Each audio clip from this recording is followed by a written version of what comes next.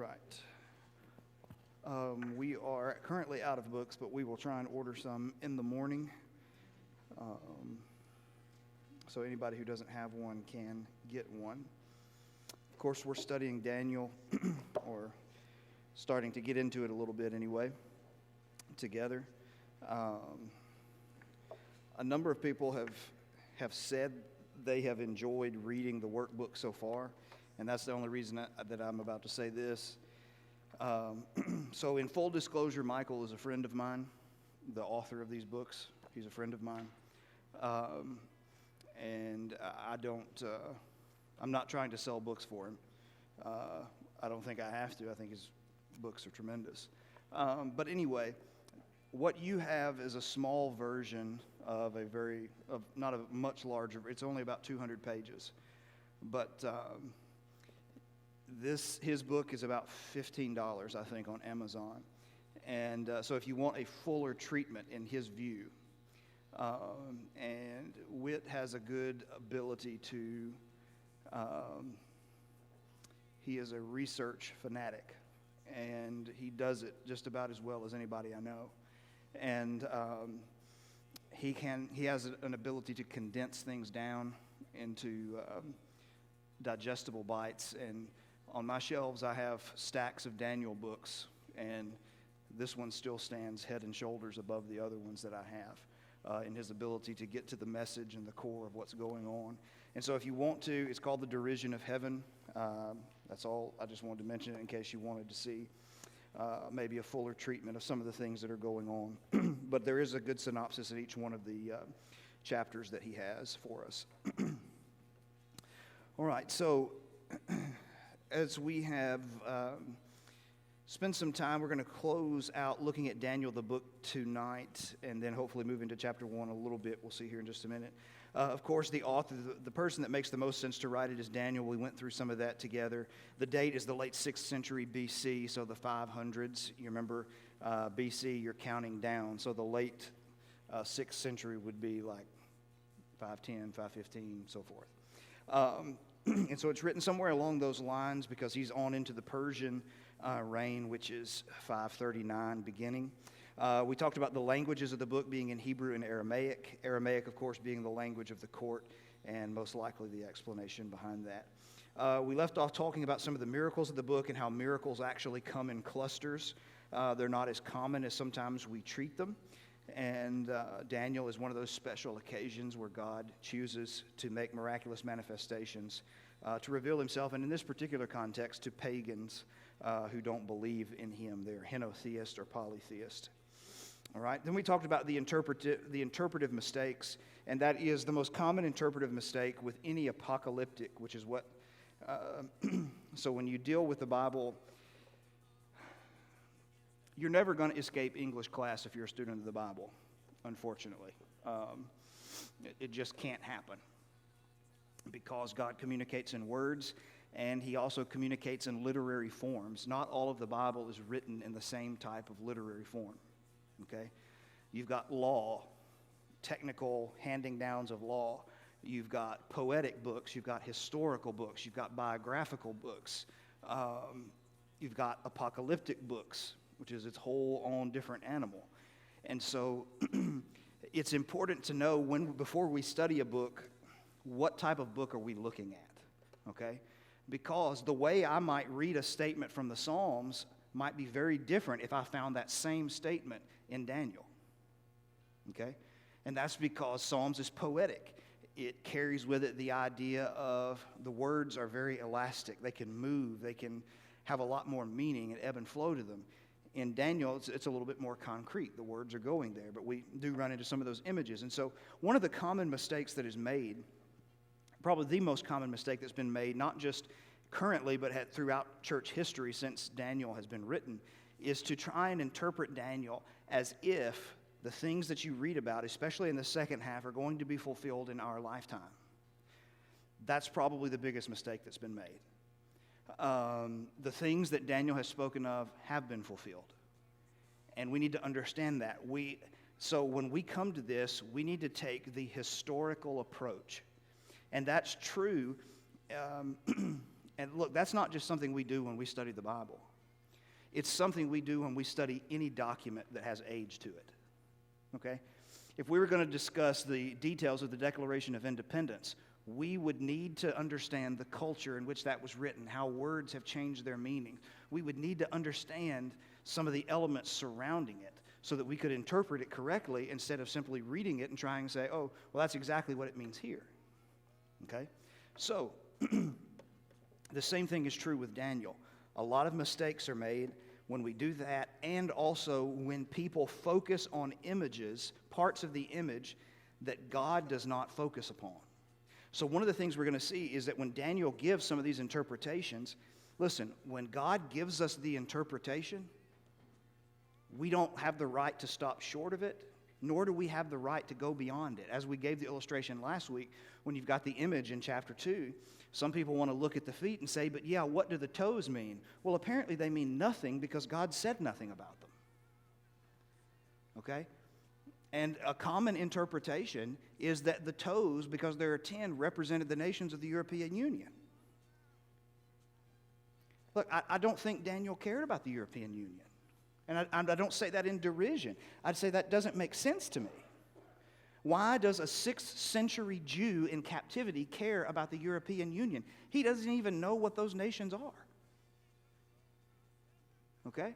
So, when it comes to the interpretation, we have to take the historical approach, and that is you find out what it meant to the original hearers. Okay? And then you can progress forward, and then you can find your applications, then you can find how it becomes useful to you. So, as we talk about, I think we left off talking about this, that the book of Daniel has influenced a number of works, both extra-biblical and secular, and of course is cited in the New Testament quite a bit. So, let's pick up here talking about the purpose of the book. What is being presented in this book? It's repeated over and over again, and it's a lesson that Nebuchadnezzar has to learn, and that is that God rules in the kingdoms of men. It's mentioned at least 4 or 5 times in various forms in Daniel chapter 4. God makes Nebuchadnezzar lose his mind until he learns that he's not in control. Okay? So, this is very important because, and this deals with what we call apocalyptic literature. Okay? So, apocalyptic literature comes from a Greek term known as, a Greek term apocalypsis. It's only found once in Revelation, and it's at the very beginning. The revelation, the apocalypsis of Jesus Christ. Okay? And it means an unveiling. So one of the most common mistakes made with apocalyptic literature is that the literature is meant to be mysterious in its communication. Actually, just the opposite is true. Why would he pick a word that means unveiling if he wanted it to be mysterious? If you wanted to hide something from someone, what do? You cover it up, you veil it. You want to reveal something to someone, you unveil it. Okay? So apocalyptic literature is God unveiling. The people who received this would have understood so many great portions of this. And one way to think, not completely, but one way to think about apocalyptic literature, especially in the second half of Daniel and in Revelation, is almost like the concept of a political cartoon. Okay? Because you're dealing with global affairs, and in political cartoons, what do you see about an individual? Their features, what happens? They become exaggerated. Or if they say a politician has, he says one thing to one group and another thing to another group and another thing to another group, you might picture him as having 4 tongues going out in different directions.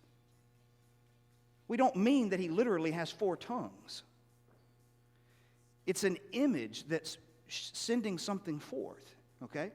And so when it comes to this, one of the reasons why it's so peculiar to us is because the images that they used, well, they're not the ones that we use, or at least on the whole.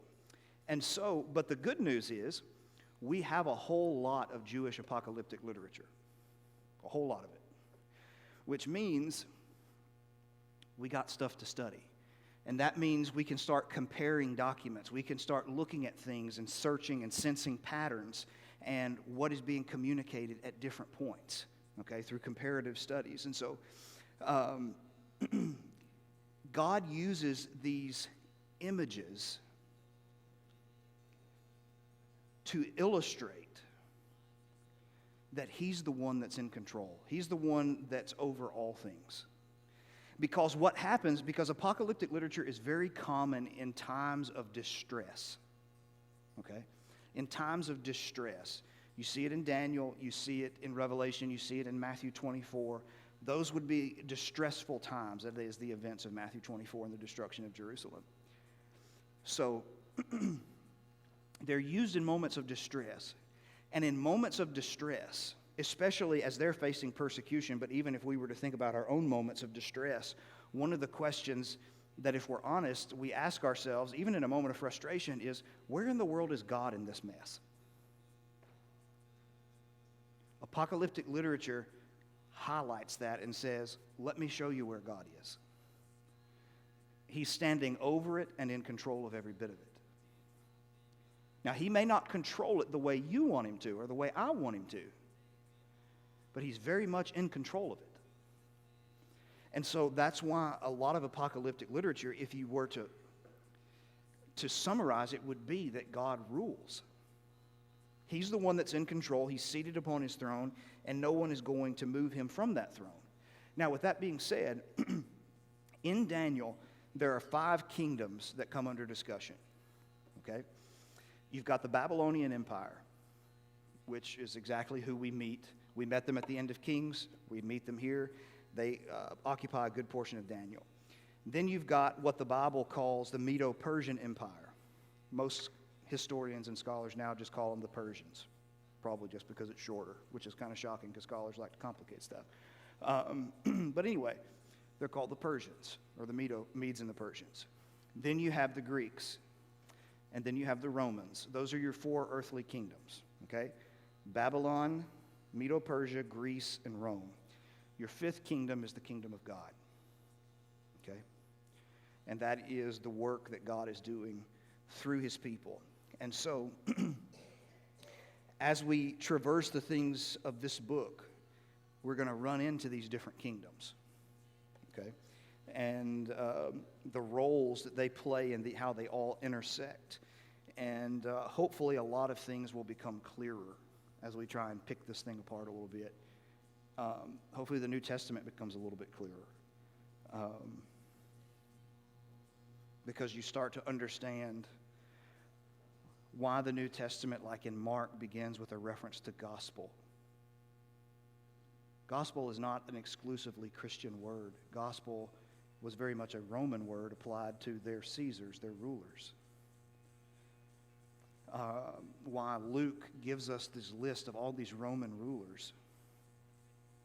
Well, if you understand that Daniel had said that the Messiah was coming and His kingdom was coming in the midst of the 4th empire, you understand why these statements about Roman procurators and different individuals are very important.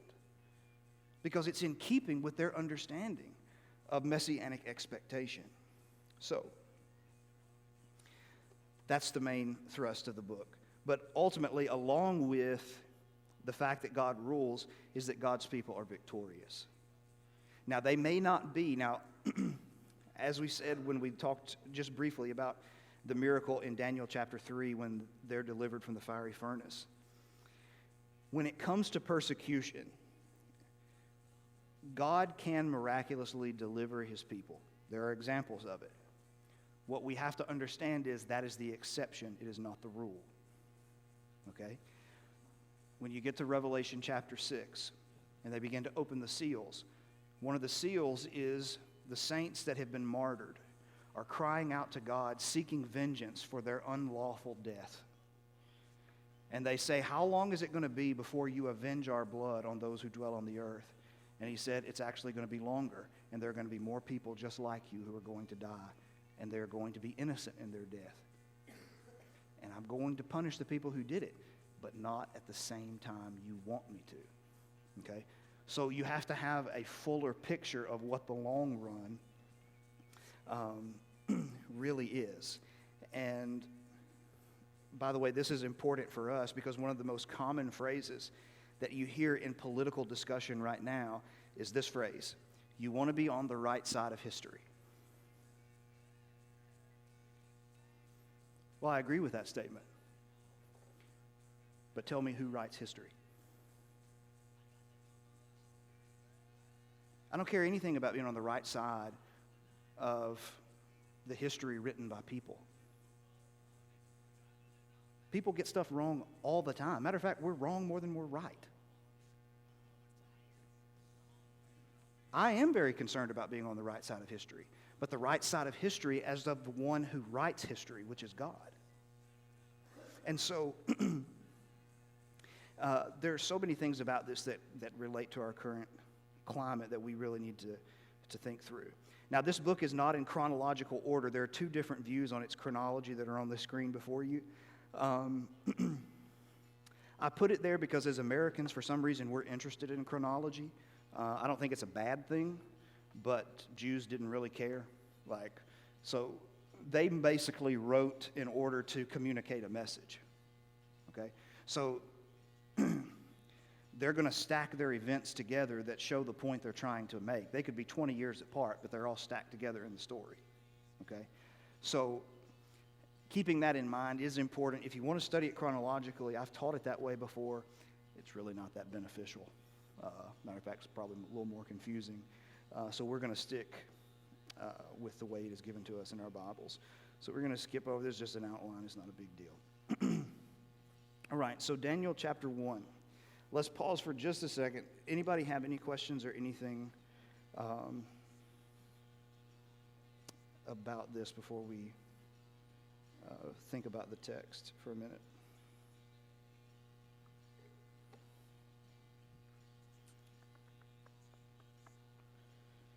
Where did my play button go?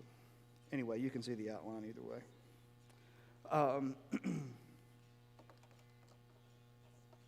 By the way, here's also how this works.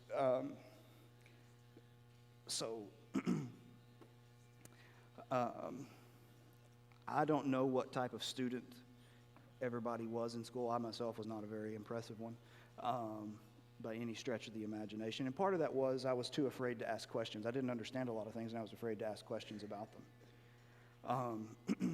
Well, I've gotten over that. And one of the things I will say is that if you have questions, it's important to ask them. Sometimes you may not even know what you're trying to ask. I ask those types of questions all the time. Emails, Zoom calls with Dr. Gallagher. I'm not sure what I'm trying to ask you, but this is what I'm thinking. Okay?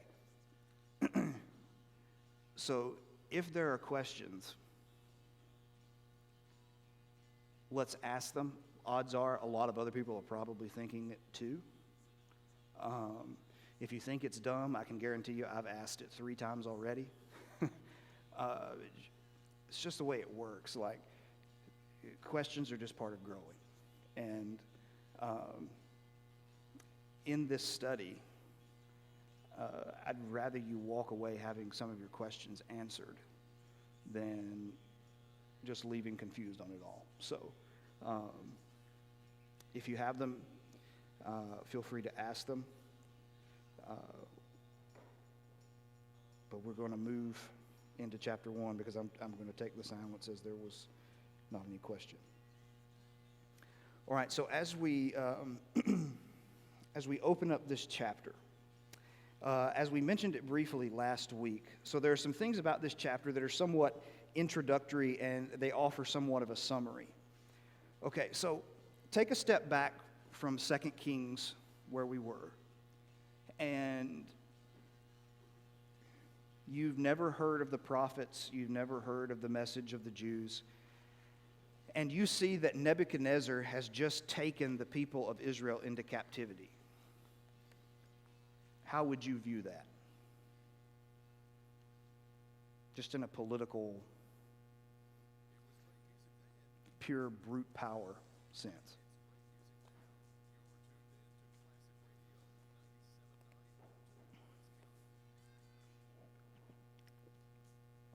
it would seem like Nebuchadnezzar is just smarter and stronger, and Israel just got weak and got kicked in the teeth, really, right?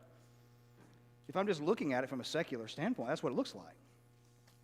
And if I'm looking at it even as a Babylonian, that's what it feels like. We're just stronger than you are, and that's just the way it is. Now, one of the things Daniel in this chapter is going to correct from the very beginning is that what happened to the people of Israel has nothing to do with Nebuchadnezzar's prowess, nothing to do with international politics. It's everything to do with the fact that God said this is what's going to happen, and that's what happened. Okay? So 3 times, and that's kind of the way I've outlined the chapter, 3 times in this it says God gave. Okay? Now you have to also remember that they viewed warfare. War took place on earth, but warfare was heavenly in their minds. Okay? So as the battle played out on earth, it really just was, the battle on earth was an outward manifestation of this fact. The nation who won, their God was more powerful than the God of the nation who lost. That's how they viewed it. Okay? So, when Nebuchadnezzar takes all this stuff and he puts it in the house of his God, what is he saying? My God's better than yours. Marduk or Baal, B-E-L, not Baal or Baal as we call it, B-A-A-L. My God is more powerful than yours. So everybody is looking at this through a certain lens. And what God is going to show is they're not actually pulling the strings. I am. What is it? Proverbs, and I know the bell rang, I'm aware. Proverbs 20, I don't know, I want to say 22:1, but that may not be right. No, that's not it. Anyway, you can Google it, you'll find it. That the heart of the king is like a river of water in the hand of the Lord. He can stir it whichever way he chooses. Okay? So, God is orchestrating these events. He does not say Nebuchadnezzar captured Israel. He says the Lord gave Jehoiakim into the hand of Nebuchadnezzar. The Lord gave Daniel favor in the eyes of the master of the eunuchs. Okay? The Lord gave Daniel and Hananiah, Mishael, and Azariah skill in learning and understanding. This is all God's work. And so that's where we will be next week, and we will begin walking through the text itself.